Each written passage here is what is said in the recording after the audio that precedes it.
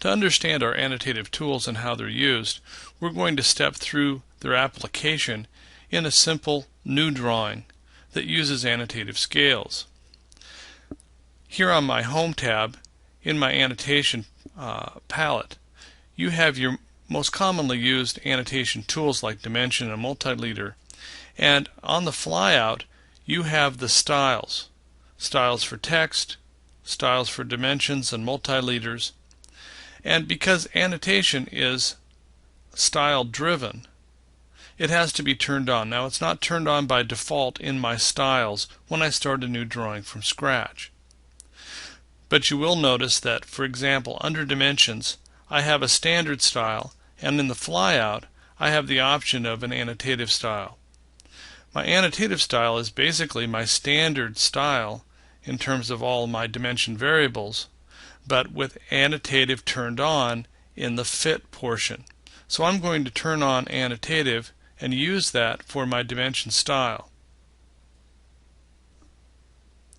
Now I'm going to go ahead and create an object and dimension it. And here I've created a rectangle, and this has been dimensioned for its length and its width. When I place my cursor next to these dimensions, you'll notice that above and to the right of my cursor I see the annotative icon that lets me know that these dimensions are annotative. Down here on the status bar I have my annotation scale for model space, and even though I change the scale, you notice that the size doesn't change. That's because unless the scale is added to my scale list, these objects are not going to change to that other scale.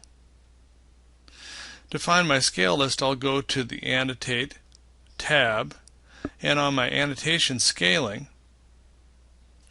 I can look at my Add and Delete Scales box. It wants me to choose Annotations,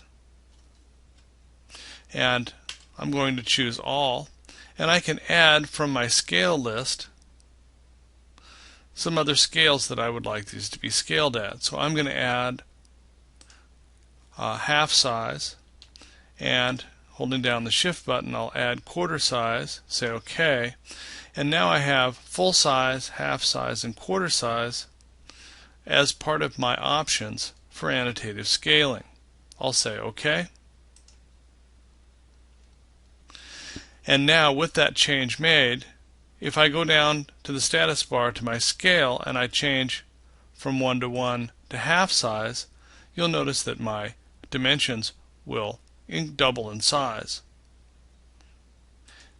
If I go quarter size, that they get even larger.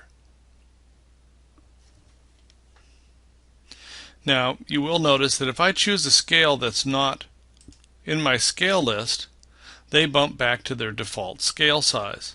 So they're only going to change for the ones that I have in the list. The reason for that is that each time I add a scale list, it actually adds another dimension. Down here on the status bar I have Annotation Visibility, show annotative objects at all for all scales. So if I turn that on, it's by default turned off.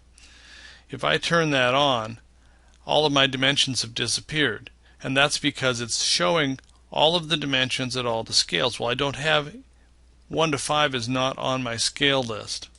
I'm not going to see them unless I choose a scale that is actually on my list. And now when I click on that, I see a stack of dimensions. There's actually one for each of those 3 scales. And each one of these actually acts as an independent dimension that can be manipulated when it's activated by choosing the scale.